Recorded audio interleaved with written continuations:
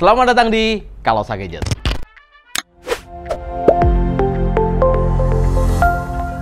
Bersama saya Rico, kali ini kita akan mereview sebuah produk dengan sejujur-jujurnya dan kita tidak di-endorse sama sekali oleh brand manapun. Di video kita kali ini masih dengan seri laptop convertible, di mana di beberapa video sebelumnya kita sudah membahas mengenai laptop convertible di harga belasan juta.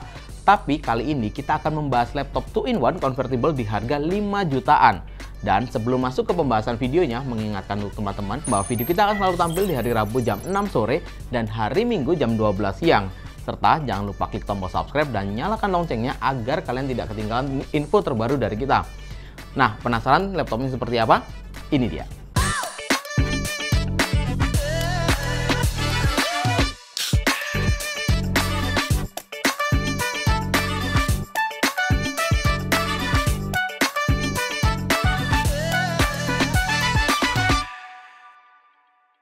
Sebenarnya laptop yang akan kita bahas kali ini merupakan laptop dengan keluaran tahun 2020 dan sebenarnya masih sangat asik untuk kita bahas di tahun 2021 mengingat harga laptop low-end naik cukup signifikan dan di range harga 6 jutaan kebanyakan kalian mendapatkan dual core dan itu non-touchscreen, tapi laptop ini berbeda. Nah, ini adalah laptop IdeaPad Flex 3 yang menggunakan Intel Dual Core N4020 dengan turbo boost maksimal di 2,8 GHz, RAM 4GB DDR4 2400 untuk speednya. Yang kita dapatkan SSD 256GB NVMe dan ini bukan SATA yang speed 550 dengan GPU Intel UHD Graphics 600 dan Lenovo membandrol di harga pasaran rata-rata di sekitar 5,5 juta hingga maksimal di 6 juta rupiah. Include garansi 1 tahun dan Office Home Student 2019. Secara desain dan tekstur masih sangat mirip seperti IdeaPad Slim 3 dengan bodi secara keseluruhan menggunakan plastik polikarbonat, itu sangat normal untuk harga segini. Untuk bodinya sendiri solid dan logo Lenovo masih sama seperti IdeaPad yang lain. Dimensinya di 28,2 dikali 19,8 dan ketebalannya di 1,75 serta bobotnya di 1,3. Memang tidak bisa dikatakan tipis untuk laptop 11,6 inch mengingat layarnya dia harus memasangkan touchscreen dan LED panelnya.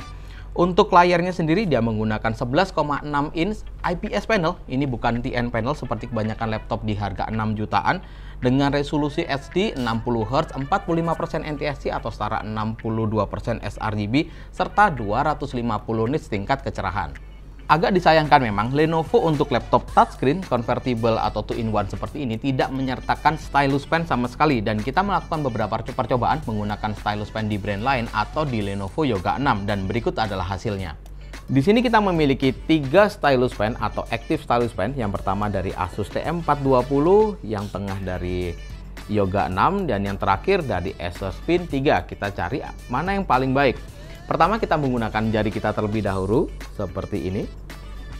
Dan garis yang kedua dari Asus seperti ini. Dan yang ketiga dari Yoga 6 seperti ini. Dan yang terakhir dari Acer Spin 3 seperti ini. Kesimpulannya, saat kalian menggunakan active stylus pen seperti ini, bisa kalian gunakan tapi tidak terlalu nyaman. Dan dari ketiga hasil stylus pen ini yang paling enak ada di Acer Spin 3. Tapi daripada menggunakan stylus pen, lebih baik kalian menggunakan capacitive stylus yang standar atau yang karet atau menggunakan jari tangan kalian seperti ini. Untuk frame pada layarnya sendiri tidak bisa dikatakan tipis, di mana di keempat sisinya hampir cukup tebal. Ini sangat berpengaruh dengan ukuran keyboard. Saat posisi frame layar terlalu tipis atau kecil, ukuran keyboardnya pun terlalu kecil juga dan sehingga tidak terlalu nyaman saat kita pakai. Di atas terdapat webcam dengan resolusi 720-30 frame per second yang jujur saja memiliki kualitas sangat-sangat baik jika dibandingkan dengan laptop 6 jutaan atau bahkan lebih. Mantap! Turun ke bagian palm rest-nya, seperti biasa, laptop 2-in-1 seperti ini, tombol powernya tidak akan diletakkan di bagian palm rest atau menjadi satu dengan keyboard, tapi diletakkan di bagian samping. Untuk keyboardnya sendiri memiliki nilai minus menurut saya, tidak ada backlit keyboard dan build quality-nya cukup standar menurut saya, tapi untuk feel yang dihasilkan sangat enak, mirip sekali seperti IdeaPad 5 atau mungkin IdeaPad Gaming 3. Feel clicking-nya lebih kerasa dan ukuran key-nya yang cukup besar itu juga berpengaruh terhadap layarnya tadi. Untuk touchpad-nya sendiri dia lebih center terhadap spasi, dia sudah didukung Windows Precision Driver juga. Untuk build quality-nya menurut saya sangat standar. Sekarang kita beralih ke bagian portnya. Cukup menyenangkan Lenovo tidak menyematkan sama sekali USB Type-A 2.0 di laptop ini.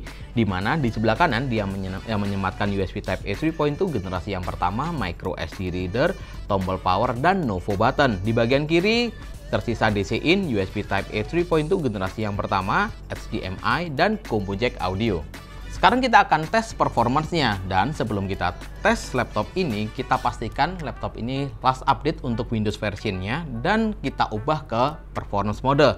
Pengujian pertama, kita tes SSD-nya menggunakan Crystal Disk Mark dan skor yang kita dapatkan cukup tinggi untuk kelasan harga 5 jutaan di 1629 untuk read-nya dan 864 untuk write-nya.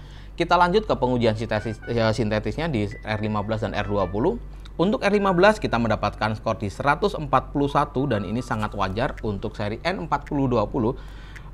Sebagai perbandingan, untuk Asus E40MA dengan prosesor yang sama mendapatkan skor di 146 dan jika dibandingkan dengan kebanyakan prosesor Celeron N4000 di skor 120 CB, jadi ini skor yang lumayan.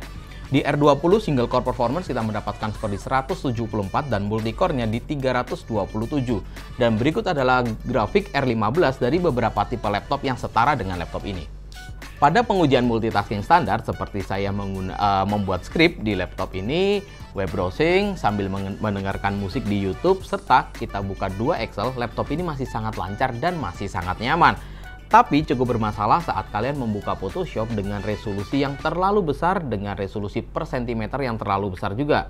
Akan muncul kode error saat kalian save yang menandakan RAM kalian kurang. Artinya laptop ini bisa dipakai desain tapi tidak untuk resolusi yang terlalu besar.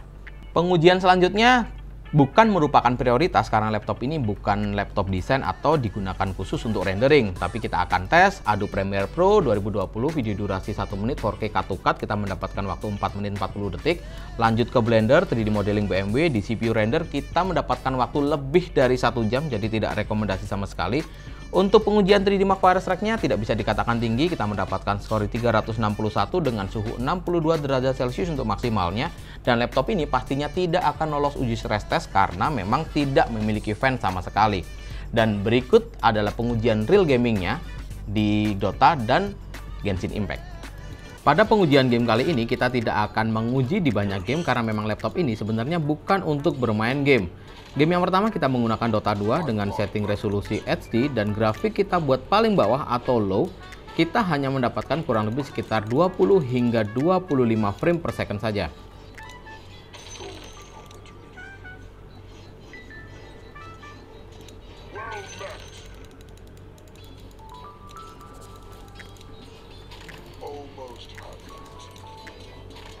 Game selanjutnya kita menggunakan Genshin Impact dengan resolusi HD dan grafik kita buat paling bawah, kita hanya mendapatkan kurang lebih sekitar 14 hingga 18 frame per second saja.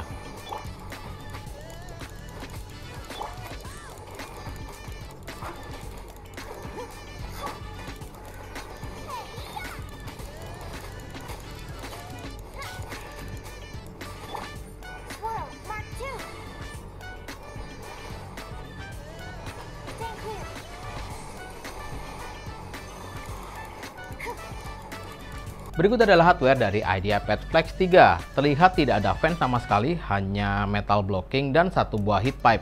Di bagian kiri terdapat SSD dengan ukuran 2242 256GB dan RAM tidak bisa di-upgrade sama sekali. Untuk kapasitas baterainya di 3240 mAh dengan 37,5 Wh.